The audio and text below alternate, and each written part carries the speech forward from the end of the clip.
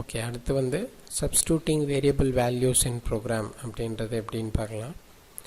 அதாவது எல்லா என்சி வேர்ட்ஸ்னால் என்ன, நம்ம யூஸோக்கு யூஸ் பண்ணுறோம் இல்லையா, G0, G90, G54, X0, Y0, M கோடு, அதெல்லாம் வந்து என்சி வேர்ட்ஸ். எல்லாத்துக்குமே ஒரு வேரியபிள் இருக்குது எக்ஸப்ட் ON. ஓ யூஸ் பண்ணக்கூடாது, ப்ரோக்ராம் நம்பர் யூஸ் பண்ணக்கூடாது. என்னன்ற சீக்வன்ஸ் நம்பர் என்ன பண்ணக்கூடாது, யூஸ் பண்ணக்கூடாது. வேரியபிள்ஸில் கன்ஃபியூஸ் பண்ணக்கூடாது. கோஆர்டினேட் வேர்டு எக்ஸாம்பிள்ஸ் ஹேஷ் 100 = 1.2 அப்படின்னு கொடுத்துருக்காங்க. அப்படின்னா 100ன்ற வேரியபிளோட மதிப்பு 1.2 அப்படின்னு கொடுத்துருக்காங்க. இதை நான் எழுதும்போது G00 X #100 அப்படின்னு எழுதினா போதும். #100ன்ற இடத்துல எவ்வளோ படிக்கும், 1.2 அப்படின்னு படிக்கும். அப்போது இது G கோட் அப்படின்னா #10 = 00 அப்படின்றத வச்சிட்டோன்னா, இந்த G பக்கத்தில் #10ன்னு போட்டோன்னா அர்த்தம் அது பக்கத்தில் எவ்வளோ 00 அப்படின்னு படிக்கும். X என்னது 1.2 அப்படின்னு நம்ம என்ன பண்ணிக்கலாம், கொடுத்துக்க முடியும். அப்படின்னா ஒன்றும் இல்லை, G00க்கு 00க்கு பதிலாக நான் என்ன பண்ணுறேன், ஒரு வேரியபிளை சப்ஸ்டியூட் பண்ணுறேன் அப்படின்னு சொல்கிறாங்க. அதே மாதிரி இப்போ ஸ்பிண்டில் ஸ்பீடு S கோட்ஸ் #100 = 2500ன்னு வைக்கிறாங்க.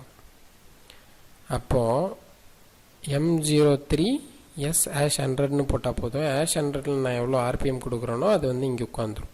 இது நம்ம கொடுக்குறது. ஆனால் O #100ன்னு கொடுக்க முடியாது. இப்போ 2500ன்றது ஒரு ப்ரோக்ராம் நம்பராக நம்ம வைக்கிறோன்னா, அந்த ப்ரோக்ராம் நம்பரை O #100ன்னு என்ன பண்ணக்கூடாது, கொடுக்கக்கூடாது, இல்லீகல். இப்போ ப்ரோக்ராம் நம்பரில் நம்ம என்ன பண்ணக்கூடாது, யூஸ் பண்ணக்கூடாது. அதே மாதிரி N சீரீஸ் வருது இல்லைங்களா, N சீக்வன்ஸ் நம்பர்னு சொல்லுவோம். ஒரு லைனுக்கு கொடுக்கலாம், ஒரு டூலுக்கு கொடுப்பாங்க சில கம்பெனியில். அதுவும் என்ன சொல்கிறோம், இல்லீகல் அப்படின்னு சொல்கிறோம். அதே மாதிரி F கோட் அப்படின்றதுல ஃபீடு கோடு, அதுலேயும் நம்ம என்ன பண்ணிக்கலாம்னா கொடுத்துக்கலாம். இப்போ #100 = ஒரு 300ன்னு கூட கொடுத்துட்டு G01 X ஃபீட் ரேட் கொடுக்குறோம் இல்லையா, ஃபீட் ரேட் கொடுக்கும்போது ஒரு டைம் 300ன்னு கொடுக்க வேண்டாம். ஃபீட் ரேட்டில் #3 #100 அப்படின்னு கொடுத்துட்டோன்னா #100ல் நம்ம என்ன வேல்யூ கொடுத்தோமோ அதுவே வந்து என்ன ஆகிடும், உட்காந்துரும். சரிங்களா? உங்களுக்கு இது நான் வேர்பலாக எக்ஸ்பிளைன் பண்ணுறது புரியல அப்படின்னா ப்ரீவியஸில் வந்து நான் எக்ஸ்பிரஷன்ஸ் அப்படின்றது போட்டு எக்ஸ்பிளைன் பண்ணியிருப்பேன். அதை நீங்கள் என்ன பண்ணிக்கலாம், பார்த்துக்கலாம். அதுக்கப்புறம் வந்து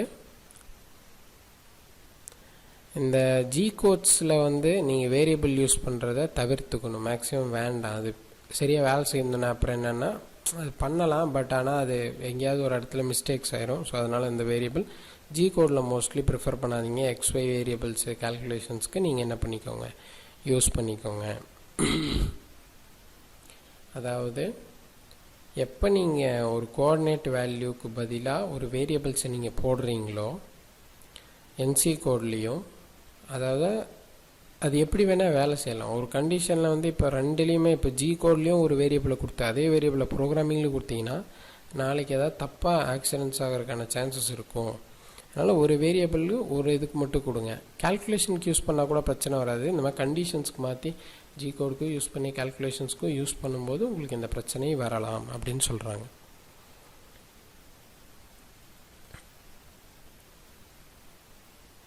அதுக்கப்புறம் substitute variable values in program. அதாவது நமக்கு ரெண்டு சொல்லுவோம், ஒன்று ரியல் நம்பர்ஸ் அப்படின்னு சொல்கிறோம், ஒன்று இன்டீஜர்ஸ் அப்படின்னு சொல்கிறோம். அதாவது ரியல் நம்பர்ஸ் அப்படின்றது வந்து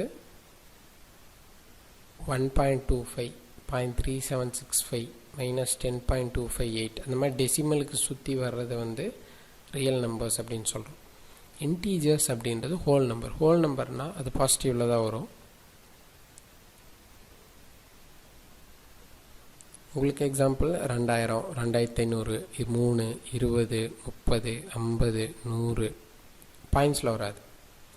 அப்போது சில NC வேர்ட்ஸ் இந்த ஹோல் நம்பர்ஸ் மட்டும்தான் படிக்கும். உதாரணத்துக்கு ஸ்பிண்டில் RPM இருக்கு இல்லையா, ஸ்பிண்டில் RPMல நம்ம வந்து 300.5ன்னு கொடுக்க மாட்டோம்.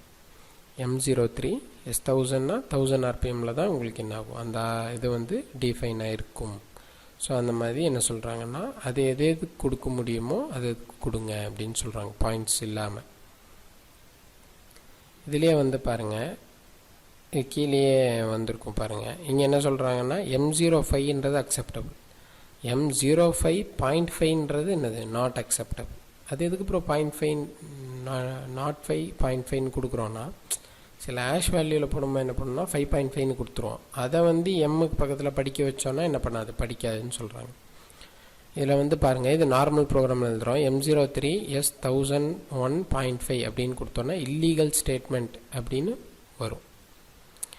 இதே எக்ஸாம்பிளோட M03 S ப்ராக்கெட் ஓப்பன் 1000.5 கொடுத்தா இந்த 1000.5 அது என்னென்னு படிக்கணும்னா 1001 என்ன பண்ணிக்கணும்னா படிச்சுக்கும் ஆட்டோமேட்டிக்காக ப்ராக்கெட்குள்ளே போட்டால் மட்டும். இதே இப்போ ஆஷ் 1 ஈக்குவல் டு 1000.5 கொடுத்துட்றீங்க.